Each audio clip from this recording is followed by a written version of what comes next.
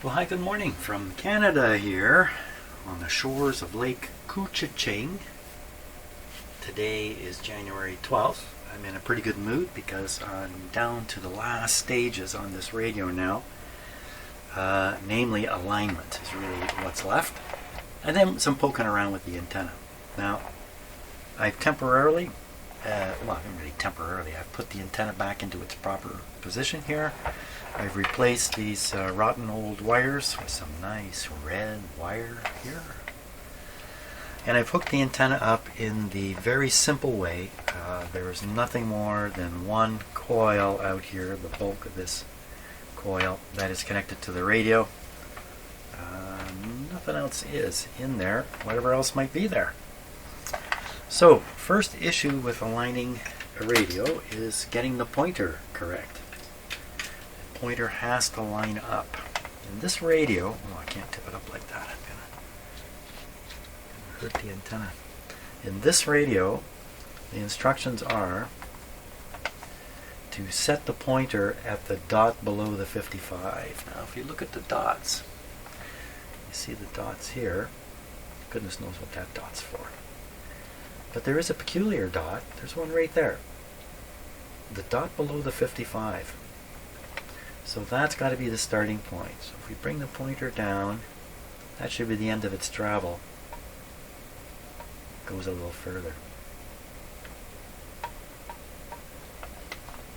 It's barely off. I might just be able just to push the pointer up. Maybe not. Oh, yeah, I pushed it up all right. Okay, did I move the whole? No. Okay, so we're going to put the pointer right on that dot. That's pretty much straight across, isn't it? That has to be what they mean by the dot below 55. There's another dot over here. Doesn't quite make it.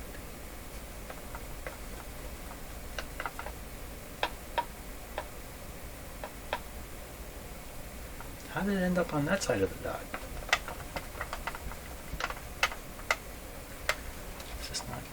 Oh, it's not going all the way. Okay, let's go back. And here, that's the end. So we'll push this down a little bit. Over here. So it actually goes past that dot a little bit. But I think this is all we got to do. Okay, pointer aligned. There we are. Step one. Time for coffee break already. Okay, let's start warming this guy up. Generally, you want to have a radio on for 10 minutes or something like that before you start alignment. There we go.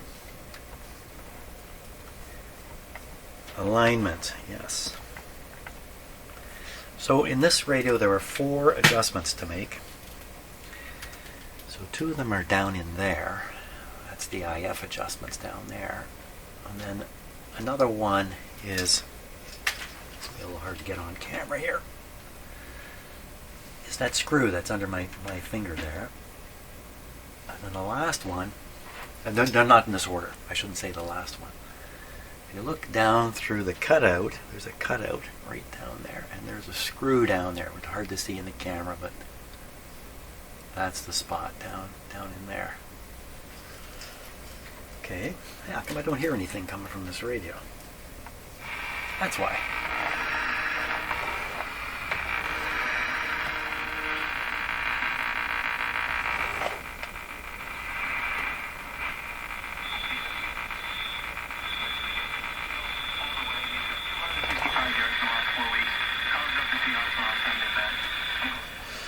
So this is 590, I'm pretty sure.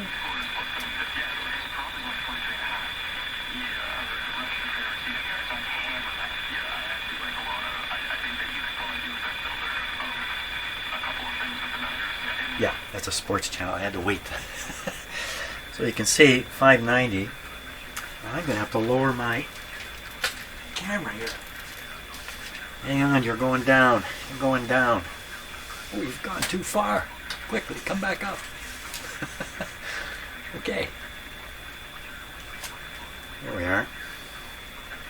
So I moved the pointer, but 590 would be, well, it'd be more like that. So we're a little off on the pointer. We want it. And do we get anything else on this radio?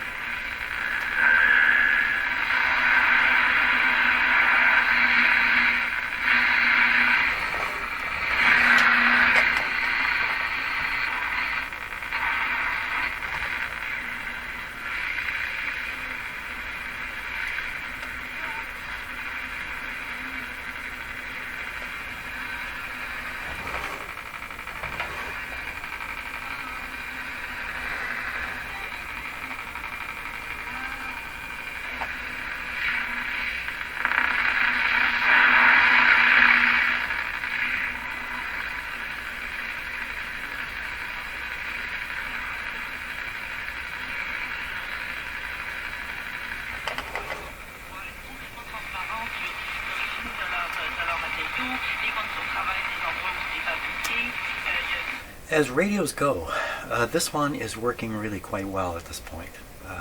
I'm almost tempted not to do the alignment, but I think we should. So we're listening to I think it's 860 right now, and you can see the dial is pointing at almost 900. 860 would be back here somewhere. So that suggests the local oscillator is out. Sure is the case. So, but first thing we need to start with is the IF, the intermediate frequency, which in this radio, oddly enough, is 470. I think this is the first radio I've done where 470 is the IF frequency. So we're going to set that. Oh, now you're way down here, looking up. I'm going to set this to 470.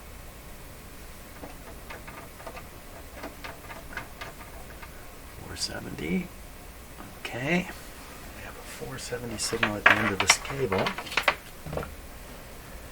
and as per the instructions, we're going to pump it right into the back over here now. We're going to pump it right, I think it said, into the antenna. Now I'm going to have to look on the instructions again to do this correctly. This antenna screw was tied by a bare wire over to a terminal that then leads right into the radio towards the first tube. So it's just jumpered. This is just jumpered over to the lead that goes into the radio. When I was resoldering the wires on the back, that bare wire just popped off the terminal. It had not been wrapped around the terminal. Nobody manufactures radios that way. You know, in a manufacturing environment, if you're building a radio like this, and your ratio of connection failure is 1 in 1,000. So in other words, your technicians or people who are building the radio, 1 in 1,000 connections fails. Well, you know, there's close to 1,000 connections in this radio. That would mean at that ratio of 1 in 1,000, every one of these would come off the assembly line with a problem buried in it from a bad connection or some other error, let's say. You can't afford that in a manufacturing environment. These things have to come off the line. At least 9 out of 10 have to be operating, I would think. So to achieve that, you need a connection failure rate which is super, super low. So how do you do that? So you're very strict with how the connections are made. Very strict. And that's why when you look at a radio like this and you look at the professional factory wiring, you see that it's done in a very, very uniform and very professional way. That's because they want the radios working to a large degree when they come off the line. But here in a shop environment, the situation is different. We're working on one radio, and that's not the point I want to make. I started making the wrong point. The point I want to make is if you find a connection in a radio like this, and it's just a lap connection, like in the case I'm talking about, the terminal came up and this wire came over and it was literally laid up on the side and soldered. So when I melted the solder on the terminal, it just popped off. No, that is not a factory connection. So that says something pretty strong about what has gone on with this antenna. Actually, it says something kind of weak about it. It doesn't tell you what went on, it just tells you some more has gone on with this antenna. This wire here is roughed up right there. Can you see that? Right at the end of my finger. That's roughed up from somebody doing what I did, putting this nut on. That's another sign that this thing has been worked on or taken off or whatever. And a wire in the back, one of these wires is broken.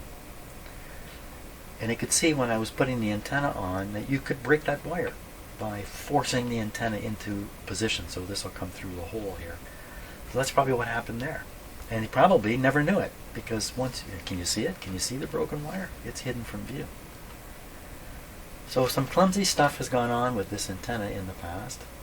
And so I'm still suspicious. In fact, I know this antenna is not connected the way, well, I don't know. I believe that this antenna is not connected right now the way it was intended to be connected to the radio. The shield wires here, this grid work is not connected, not grounded. And the I believe there's two coils in here, a main coil and then a couple turns. The couple turns are not connected to anything. So it's just the main coil here. So although I'm going to align the radio, it could be I'm going to end up altering the arrangement of the antenna, which would affect some of the alignment of the radio, but not this IF stage we're about to do. So I just thought I'd talk a bit about this antenna, which has really been fascinating, I guess is the word for it. Okay, I'm going to stop now. I got to read the instructions carefully. A lot of words in the instructions here.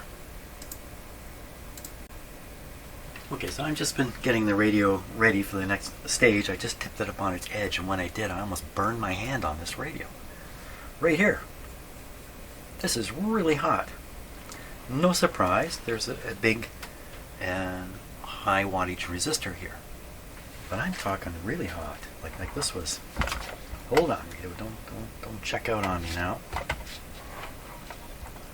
This is really hot. Like really hot. Now I've had the radio off for a few minutes, so it's already cooled down. Let's see what it says here. 30, that's not very hot. 39, that's getting hotter. This isn't the best way to do this, 39, because this thing doesn't see a point, right? This guy doesn't see a point. It sees an area, so that's why I'm holding it up so close. 25, 31. By now it's cooled off quite a bit. Well, the question becomes, is that too hot? What all is this resistor doing? Why is it getting so hot? Is there something out of sorts with this radio? I don't know. It seemed to me to be hotter than you would want. Yeah, I think I'm going to investigate that just a little bit now.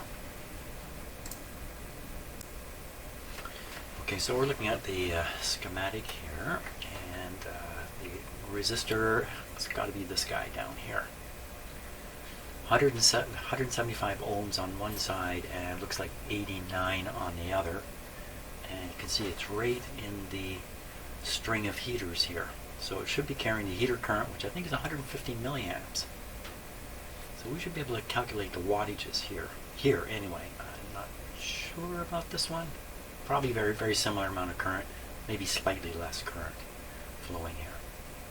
You can see the bulb clearly is in series with all these heaters. And as the heater's current draw goes up and down, the light gets brighter and duller. So when you first turn the radio on, that's what's going on. It's at first these are cold and a heavy current flows, and the light is bright. Then these warm up, current cuts down. This becomes dull, and then current begins to flow in this circuit through the tubes, through the cathode to plate circuit, and then more current flows through this bulb and through this resistor too, I guess. Something like that. That's why this is it works kind of like a dim bulb in the way it operates, but it doesn't block any current. So it's not a dim bulb safety system. Okay, now what is going on here. So 175 ohms. Let me get my calculator out here. Well, I could probably do it using a calculator on the computer, but I'm going to do it this way. So we're looking at 150 milliamps, that's 0.15 amps, times 100, wait a minute here, it's I squared R. So let's start again. 0.15 times, this is a cheap calculator, 0.15 equals, times 175 equals 4 watts. 4 watts. And you can see the other resistor here is roughly half as much, so I squared R, it would be half as much power here. So all told, it's 6 watts of heat. What would that feel like? I don't know. Doesn't sound like much. Sounds like it should warm up. Get that hot. So really the current flow in here has to be what it's supposed to be, I think. I mean, I thought, could this be high? I guess if these resistors are off. Yeah, we better check the resistance of these guys. 175 and 89. Let's see what I measure. Okay, so this is switched off. Let me just pull the plug out here to be absolutely sure. I'll get the Allen meter for this. Yes, the infamous Allen meter. There it is. Why? That's the regular meter I use. I'm going to measure resistance. Allen meter because a fellow named Allen gave this to me. Now, can I raise up the camera any higher? Not really. Okay, I can do this little thing here.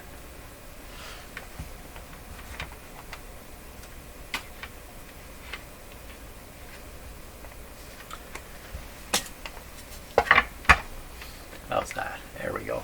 So we're on the 600 ohm scale. Here's the resistor. This should be 89. Ooh, what's that say? 2. Well, what's going wrong here? I got something wrong? 2? Okay, let's measure the other part of this resistor. Maybe because it's in the circuit. Okay, so there's the 175, wasn't it? What's going on down here? Maybe this measurement is just invalid here. 2. And the whole thing, 180.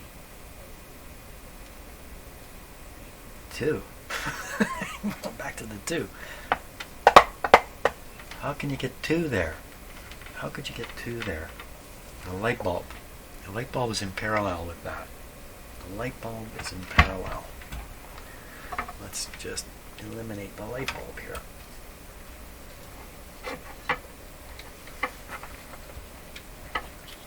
Okay, light bulb's out. Light bulb be 2 ohms? Well, let's measure it. How many ohms are you? 2. Hey, how do you like that? I think I figured it out. Now we're going to see 89 here. I'm going to knock the radio over is what's going to happen. 109. 89 to 109. It's a bit of a shift. This goes up. What would happen? So the whole voltage here, whole resistance should be 175 plus 89. That's like 170 plus 90. It's like 165 plus 100. 265. We got 288. So overall, it's not that big a deal. But all the variation seems to be in this section here. The only way to get a higher reading than what it should be is for the resistor itself to be higher. There could be some of my ohm meter test current flowing in the circuit, finding other paths that would reduce the reading. So instead of 89, you'd get 88 or 80 or 50 or something below. But above means this section is going high.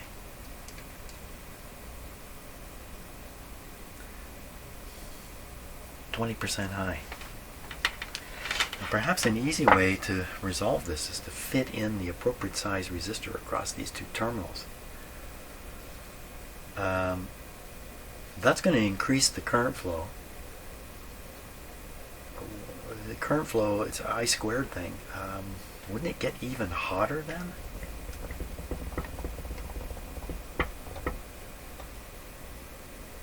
I don't know. I didn't hear an answer to that question, so I think it's coffee time before I take action here. Maybe I'm just chasing smoke once again. Okay, before I get overly dramatic here, let's look at this other schematic that I have here. And let's see how to hold this up. This is a little awkward. We're looking at this resistor right here. And it's way too small to read those numbers. What are the numbers? The numbers are 175, 103. Well, how do you like that? That's what this resistor is. I believe these resistors are wire wound, and it will be surprising if they're way off. Okay, so they're the right resistance. What else could be wrong? What else could be wrong in here? They're just feeding current. Well, they're feeding.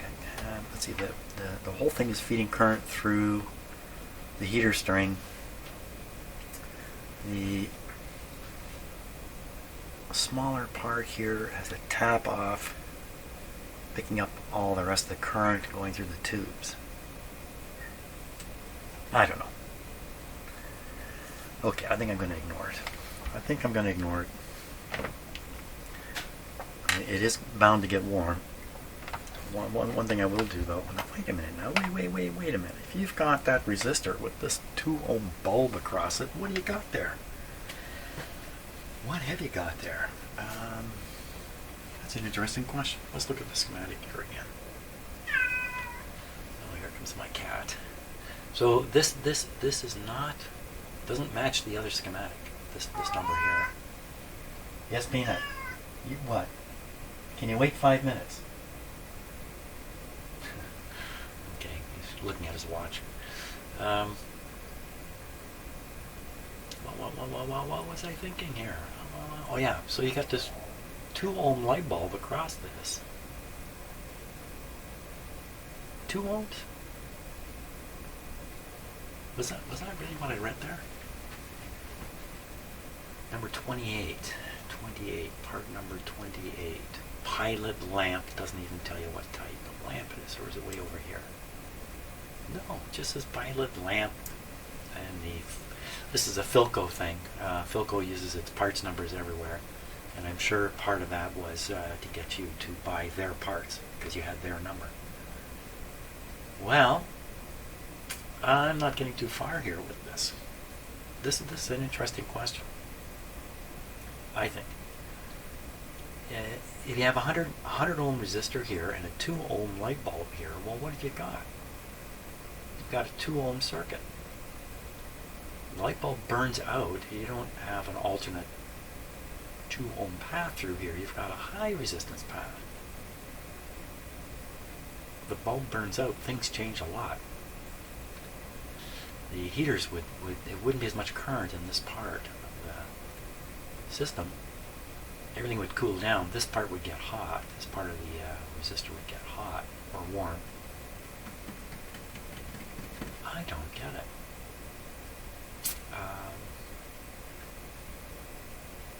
Maybe I measured this resistance wrong. The light bulb resistance. Ooh, you wouldn't want to operate this set without the light bulb. Huh. Yeah, I don't know. I'm just a little bit stunned here. Yes, stunnage. The stunnage has happened. Okay, best thing to do when you're stunned is probably to stop for a while and de-stun. Okay, let's take another look at the schematic here. So there's the light bulb. There's the resistor. This is quite clear. There's the tubes.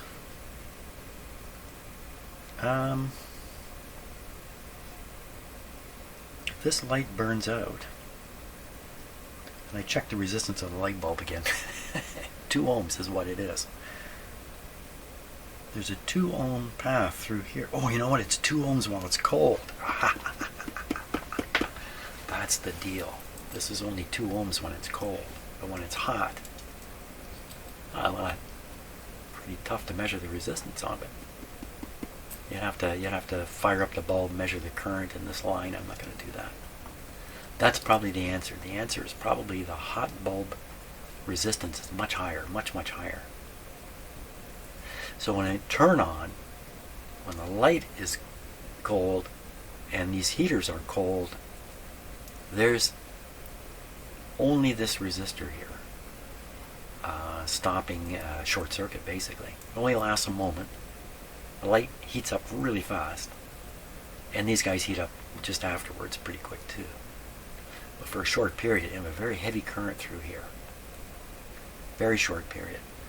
Now, some people say the purpose of the light bulb, part of the purpose of the light bulb, is to restrict that current. How would that restrict the current? Because we have this resistor here all the time. So you turn on, there's nothing here restricting anything at first. And then this, as you know, this will come quite bright and then dull down as these guys heat up. So at that point, the resistance, because this is brighter, the resistance would be a little higher and be restricting the current a little more than it will when it gets to its regular brightness. But not much. Can't be that much. I mean, it's got this resistor here all the time. So I know there's varying opinions about the purpose of these lights and varying ways in which they're connected. This is not so common, what's going on here. There's other ways to do it. The challenge in these radios that do not have a power transformer but just work straight off the line is there is no voltage easily available to power a light. So they have to trick it somehow. They got to come up with something. So that's what they came up in this radio. Instead of putting one resistor here, they broke it into 2 and then used the voltage drop to drive the light bulb.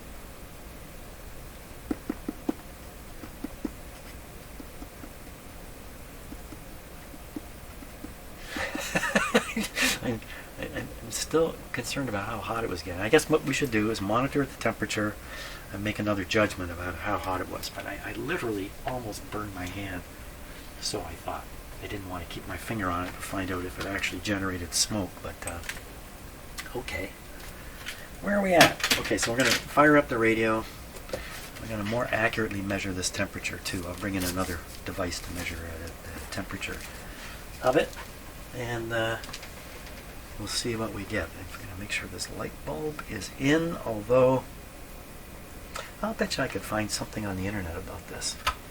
Filament resistances of light bulbs, cold and hot. There we are, it's back in. Yeah, I think I'm going to look into that just for a minute, because I don't know. Time to learn.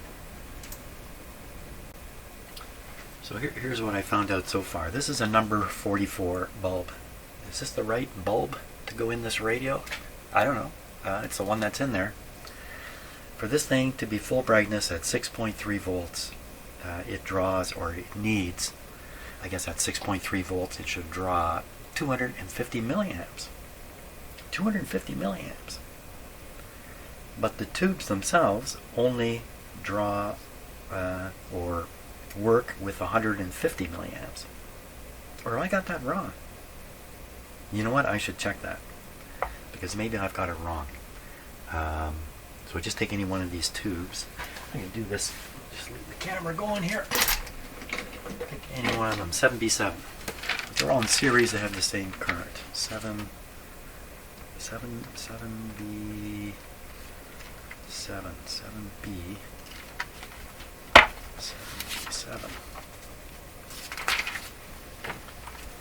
7B7.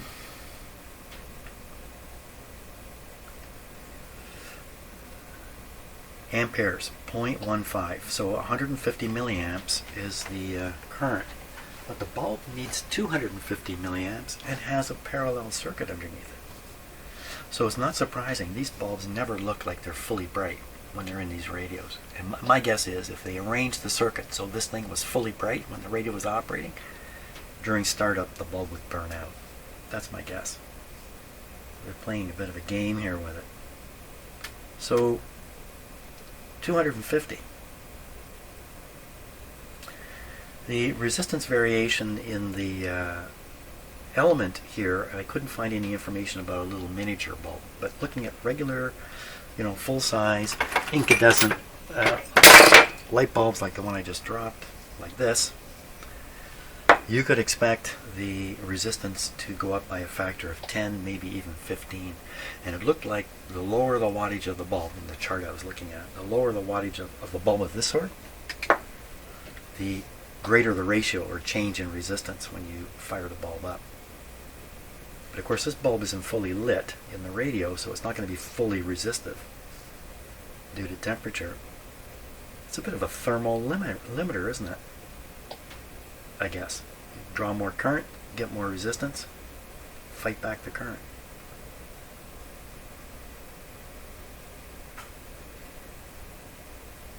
So if this is going up by a factor of, let's say, 20, let's use the biggest number I found, 20. Oh, let's even use a bigger number, 50. So if it's going up by a factor of 50, then this would go from 2 ohms to 100 ohms. It'd be the same as the resistor. You have two 200 ohm resistances in parallel, you get 50. You're back to 50. 50 ohms, light bulb burns out, now you've gone from 50 to 100 ohms in a circuit that is a total of 275 ohms. That's a big change. It literally means if you pull this light out, you would expect the heaters to cool and the radio to quiet down a bit. And this resistor to get hotter, because now some current that was flowing through the light. This is a little over 1.5 watts, or a little under 1.5 watts, full brightness. So that wattage is going to be dissipated in the resistor to some degree. So in a radio like this, with this style of how the light is powered, you need a good light in there. Well, we could experiment a little bit with that. We could put the light in, turn the radio on, get it going, and then pull the light out and see what happens. Okay, I'm going to think about that just a little bit. So the alignment instructions say you should hook up your meter to the between B minus and the anywhere you can get the AVC voltage. In this radio, there's 2 circuits coming out of the detector, 2 separate diodes. One of them is operating the AVC, and the other one is sending the audio off to the volume control. Now I've chosen the volume control to hook up to because of how easy it is. It's really not the AVC voltage, but there should be a DC voltage there that is similar.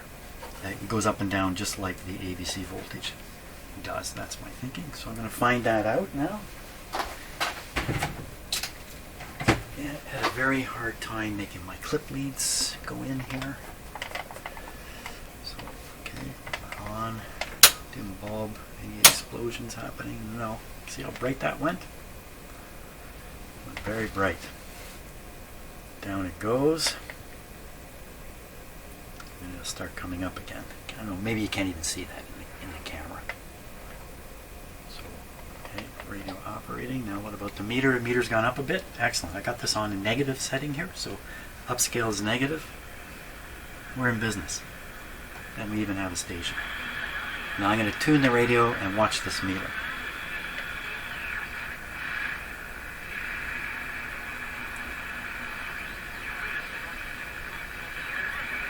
This is a demonstration of the problem today. Here's a noise. It produces a higher voltage. This is the rectified voltage at the output of the IF. It's basically what we're looking at. That's a noise signal doing that, and here's a station. Oh, that's another noise signal.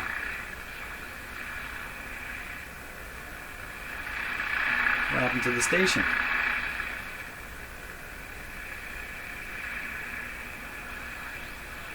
There it is. Now this station is producing this much voltage, but I think even that is due to noise. You can hear. There it goes. What is that? What is that? So we have stronger signals here. Look at that. Weird sounding stuff, eh? So here's a signal. It's hardly making any sound come out of the speaker, but look on the AVC, or look on the rectified output of the IF.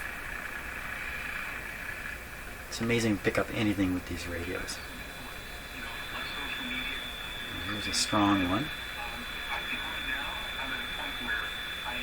So I think that represents the actual station. Now we'll move it around here.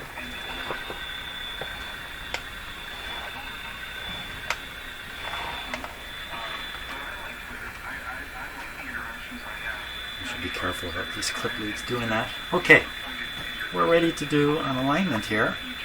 But first, let's pull this bulb out and see what happens. Okay, so we look at the level here. 3. This is a 1.5 volt scale, by the way, so this is 0.3 right here. What happens? Now we're going to listen to see if the volume drops. Can't be a lot of current flowing through that.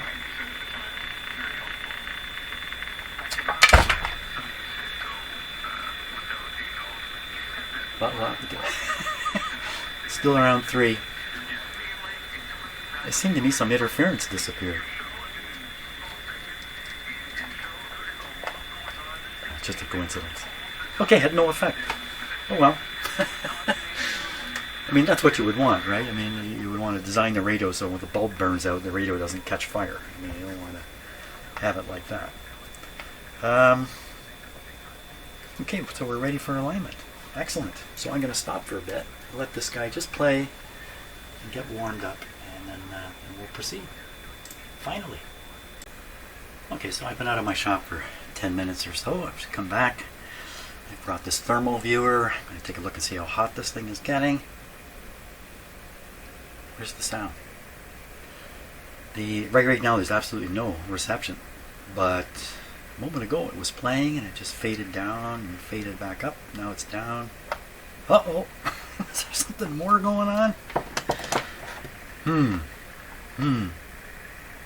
you can look at the meter and see the AVC has gone low.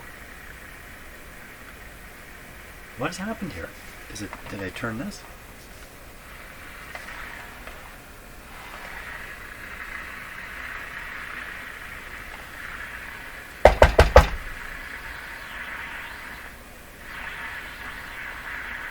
What happened? Oh!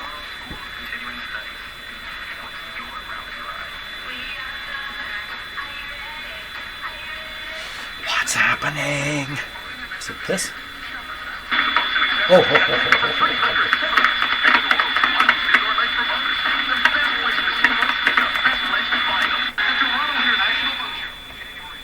oh my gosh. I thought I cleaned these. I cleaned it with a... I'm going to use WD-40 on it. Okay, if this upsets you, look away. There's lots of people who are against WD-40. Ooh, that's a lot.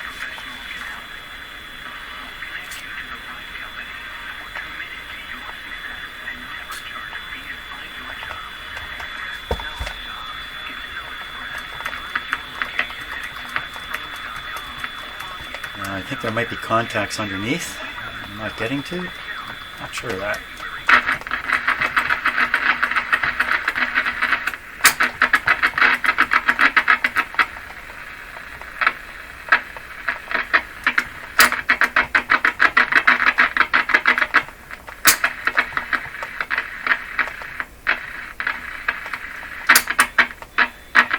Hey, this one's tuned. Same station. This is tuned to 590. Not quite dead on though. That's interesting. So this is held with a rubber grommet here that's come loose.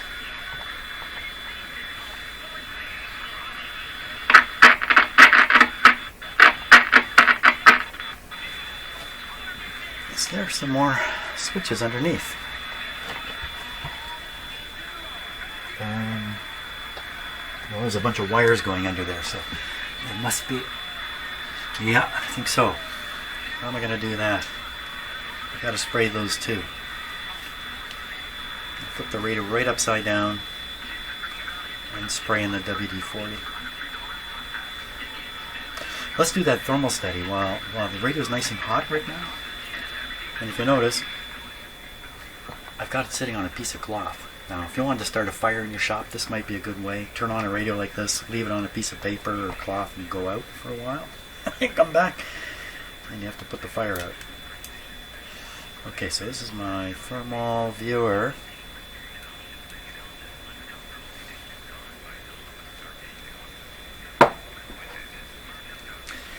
Now, it's set for some other purpose right now, so let me set it. Let's see, the red will start at 30, just below 30. I don't like that. I'm going to put it much higher. Let's say 50. And that's probably good enough right there. Okay, so you can see a lot of red showing up down in this area.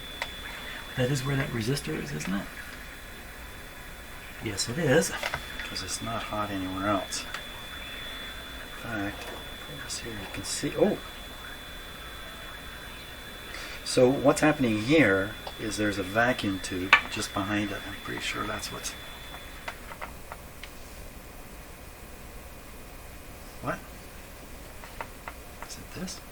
Well, I got it on this button here. Yeah, it's just the contact. Let's go back here. So is this dangerous?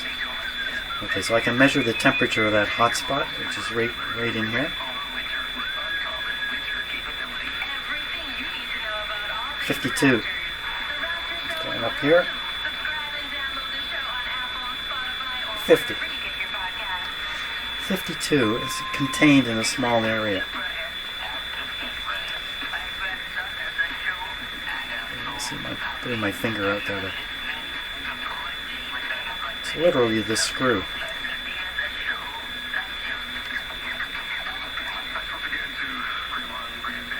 Just a quick scan of everywhere else.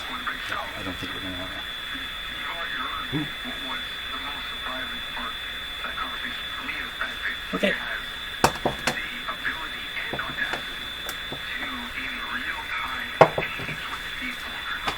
Okay, now I think I'm ready to do an alignment.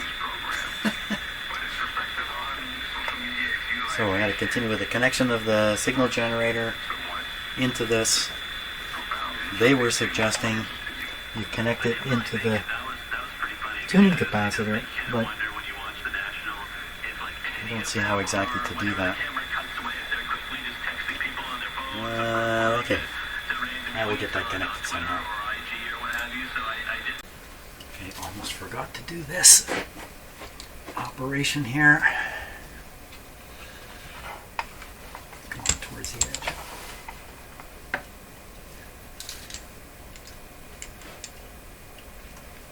Yep, there's definitely sliders in here. Sliding switches, just like the top.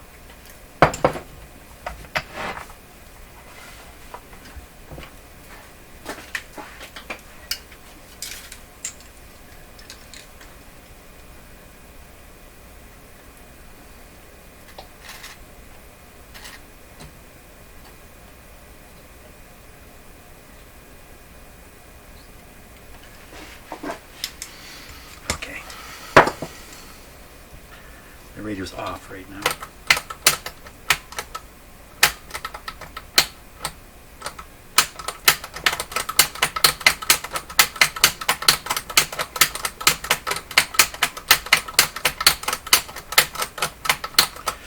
That ought to do it. My clip leads have come off in the meantime. One of them anyway.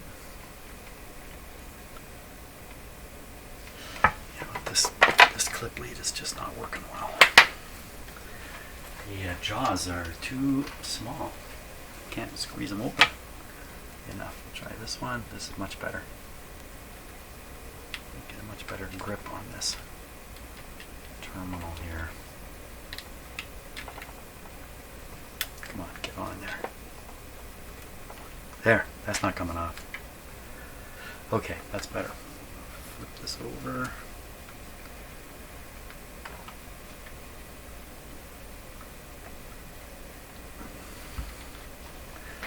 Okay, watch out, don't put your fingers through the speaker, Jim.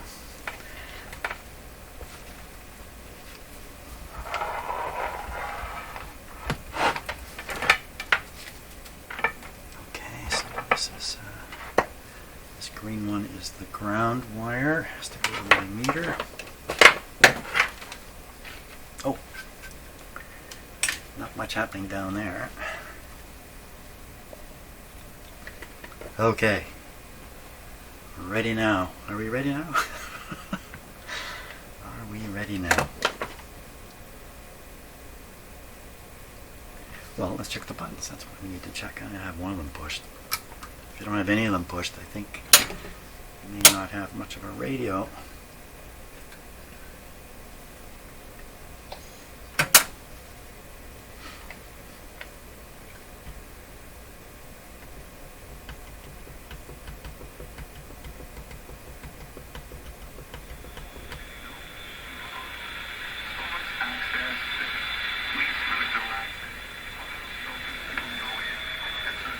Seems to be working better all the time. Okay, button. Perfect. Button.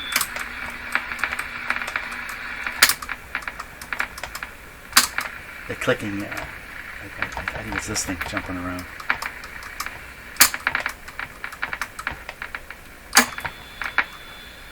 It's making and breaking ground contact with this metal frame on the radio. I think that's what's causing the clicking. So it's good. Buttons are good. Excellent. Now I'm ready to do the alignment, so now will be a good time to take a little break. I'm pretty sure it won't catch fire.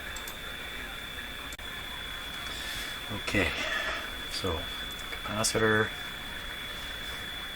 So we need to feed the IF test signal into the radio. This is the spot to do it.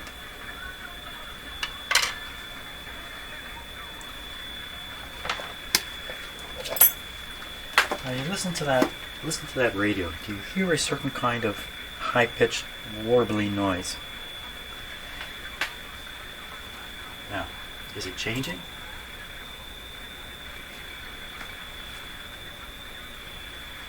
Watch this.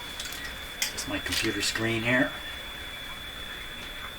Listen to the radio and watch my computer screen.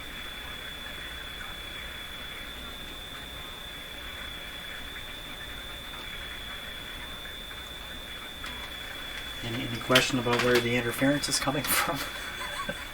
Right from my computer screens in here. Okay. Now, I've got the tool here. Need to hook up the signal generator. Jim, come on.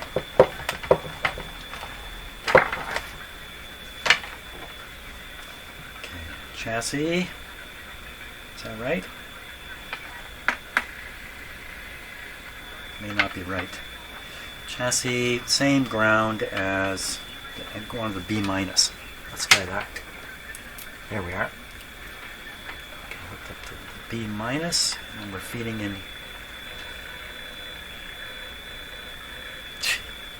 If I could only explain everything. Ooh, wow, there it is. Okay, look at our meter over here. Swing. I got this guy on full, that's why. I didn't look. Okay, there we are. Okay, that's a little more. You don't want too strong a signal when you're doing this. In fact, you want the weakest signal possible. So there's the AVC voltage over here. Now, the objective, 470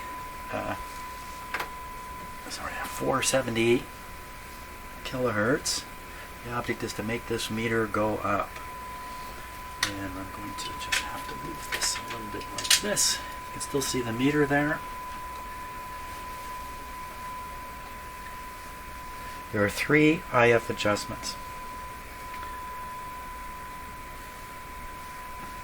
Hope the screws aren't stuck. Okay, here we go. First one, watching the meter now.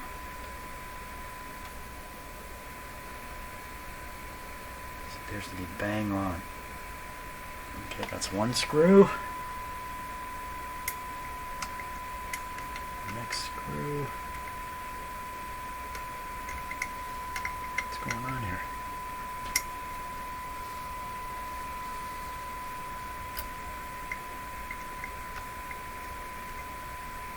There we are. Okay, next screw, watching the meter. Maybe the tiniest of improvement there. It's one of the reasons why this radio is working. Now the last IF adjustment. Which one is it on this radio? Camera still going? Yeah. I tripped on the camera wire there. Okay, I'm looking at a chart, trying to figure out where. Looking at the wrong radio. That's good. I believe it must be way down in here. There it is. Way down here.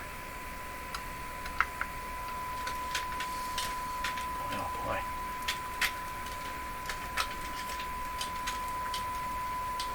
Is that really a...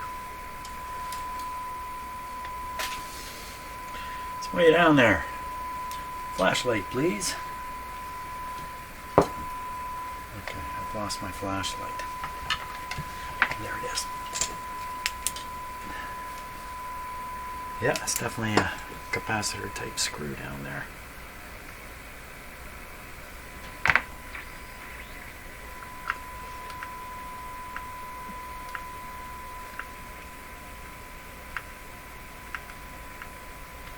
Just trying to set the screwdriver into the screw.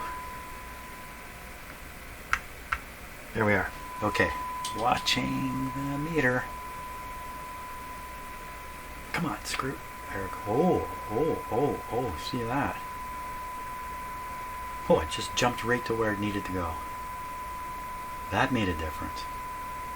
Okay, I'm going to turn down the output here. And just run through that again. Very quickly. Just make sure that this meter is reflective of the output over here. Yes, it is. Okay. One more tune-up, although I can't imagine that there's any improvement to be gained here. Let's do it.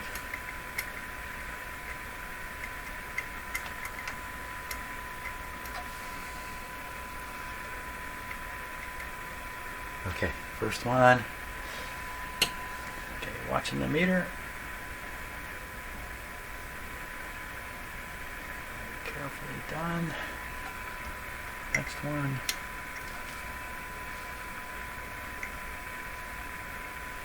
Okay, there we go. Oh, we got a bit of a pickup on that one. About there. And then this tricky one down here.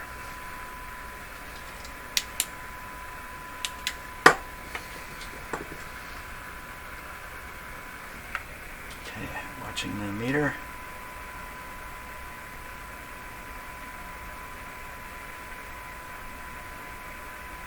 Here we are. Fantastic. Now there's just two more to do, two more adjustments to do. One of them is where? One of them is way up under here. Now this is done down a different frequency too. So I can actually leave this on here. I gotta stop and I gotta read a bit. Okay, so I've set the radio up at 1500. Yeah, pretty sure that's got to be 1500. 8, a million. Yeah, they have a line here for wherever they wrote a number. So they have 15, they've written a number, there's a line under there, which you can't see. I got the pointer right on it. So we're on 15, and you're hearing the signal come out of the radio. And you can't quite read it, but this says 1423. It doesn't say 15. So we want to adjust the oscillator now to get us up there. So what I will do is I'm going to advance the signal generator slightly towards 15. Okay, and I'm going to find out which way to turn the screw. The screw is back here. There's a crazy spot for this one.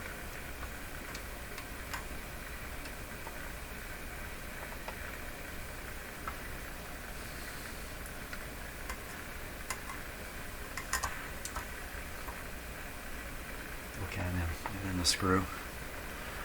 Now, try to turn this. And increase the, which way to turn to get a louder signal. The screw is stuck. There we go, that way. This is the way to turn it. So we'll go right past. Tune the signal generator, see where we are. 1429 is what that says. That's 1450. So we'll go up to 1475. Hopefully I can remember which way to turn the screw. I don't remember.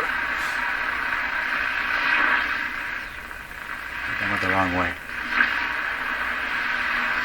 Yeah, I did. Okay. 1475. Go past. 15.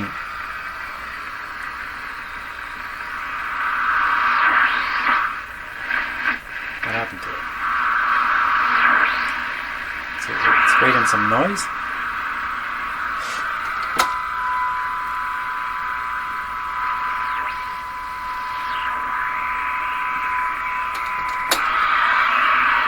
Okay. So the problem here is 15 has a huge amount of noise with it. So we don't really want that. So we'll try it at, the other marked one here is 13. It's getting a little low. So let's go there. Okay, I'm watching this meter over here. ABC meters. Giving us a hint that that's not a good spot either. So if I go between 13 and 15, I get 14. So that would be 14. This is fairly low now. The radio's quiet. Let's try that. So we'll tune them up to 14 here. 1390. 14 there.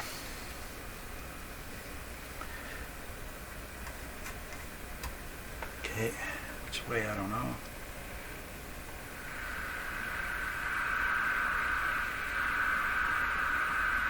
Is that it?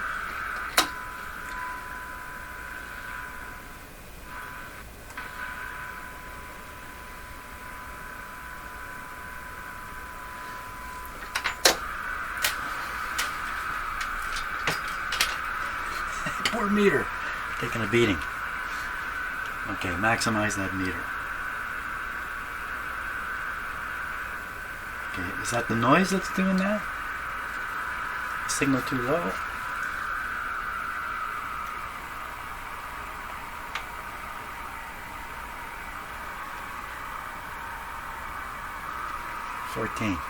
Where'd you go?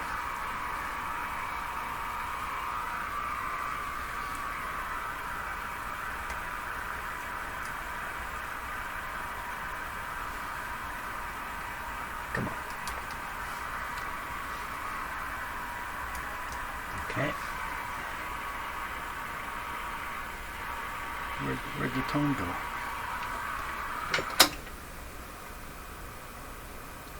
I turned the, I turned down the modulation. There's a reason why I did that. Okay, that's where the tone went.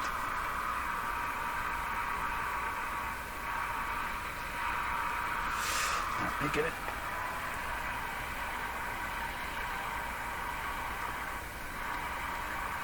Not doing very well. Is this the frequency here? What's the frequency, Kenneth? Yeah, that's it. So we're on the money. We're on the money. Okay, good. Now we do the front end.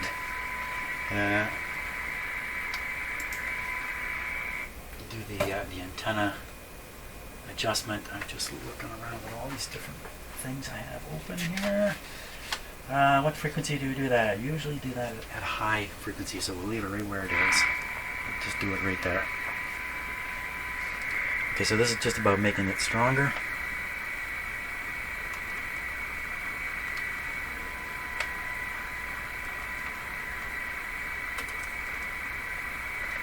I think I'm in. Okay, and then over here. Not over there, over here. Make that meter go up. Uh-oh, there's no change. Hold the fort. No change. This is wide open, this capacitor.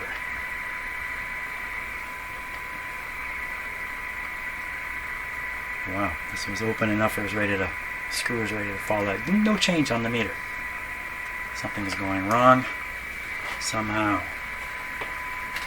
Now, what frequency do they say to do this at? Let me just check quickly here. I should have done it 1500. That's roughly where I am.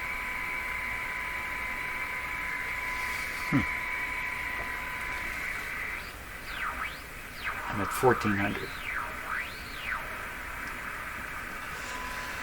Let's try it again.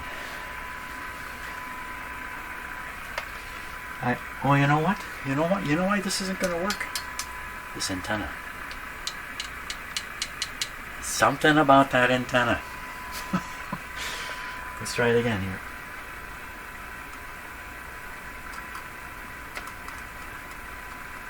Okay, watching the meter.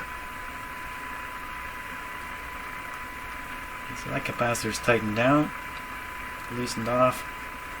It's just making no difference at all. Something going on there. Could be this connection. Yes, it could be that connection. This is not right. Not done right. Not done right. Not done right. We need to feed this in a less aggressive way here. Take the ground off. We'll see if this helps. I'm actually bypassing the antenna the way I was doing it, and that's no good. That's not what we want to do. We want it to go through the antenna. Yeah, see if I can get it there from here. No. It's definitely there. There we are. Okay. Now we'll try that adjustment again. Local oscillator shouldn't have been affected by that. The local oscillator adjustment, by having the antenna settings going away.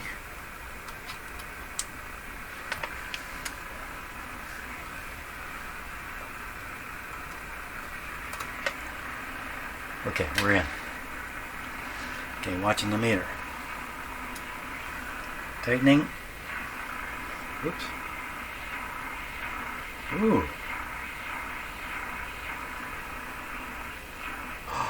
Uh-oh. Uh-oh. Oh my gosh. This is affecting the local oscillator. Okay. Tightening. It's going down now. Bring it up. It just seems to be the more open, the higher you go. Just as it was. So whoever did the alignment did an okay job on the last time around. Now, the last thing we're going to do here today, because it's after lunch, we're going to run down and see what we can get.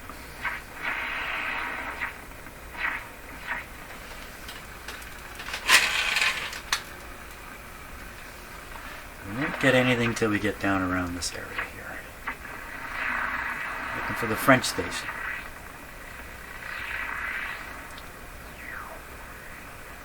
Right in here. Where are ya?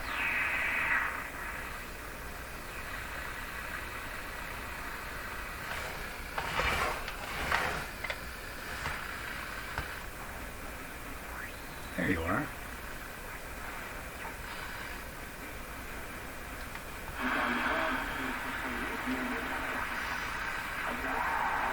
There's a noise right on top of it.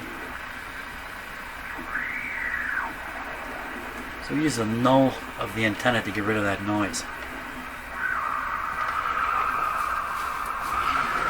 Apparently we won't. We won't do that. Sound very muffled. Okay, let's go find another station. 740.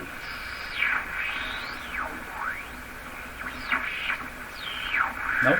710. I may not have the antenna aimed right yet. Nope. 680.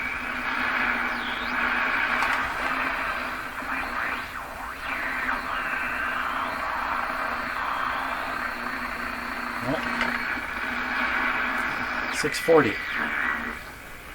Yeah, that's right on. That's right under that. 590. Come on, baby. Do it for me.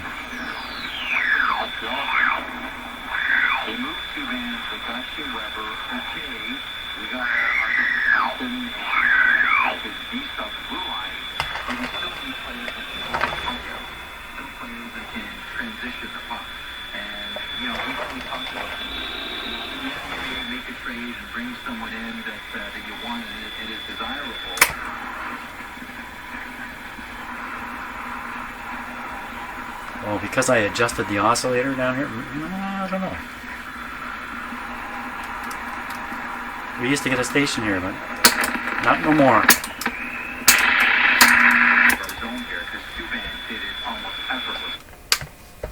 Okay, that's it for today. Tomorrow, I'm going back to the antenna. We're going to explore the antenna again. Now I know the radio is good. So whatever happens now, it's got to be the effect of the antenna. We'll fool around with that shield wire, which is not connected right now, and do some experiments like that, and see if we can't get something more out of this antenna. In the meantime, I've got a couple different schematics to look at. One of them shows a loop antenna. That's the one in the old book. Doesn't match. And the other schematic I have to look at for the American version of this model has a antenna transformer, and I think it's looking for a wire antenna. This does not have an antenna transformer. The antenna itself is the transformer. Okay, that's good. Good show. I got some dopamine going here. That's good. Great. Okay. So thanks a lot for watching, and tomorrow we'll try to finish it off tomorrow. I think so. See ya.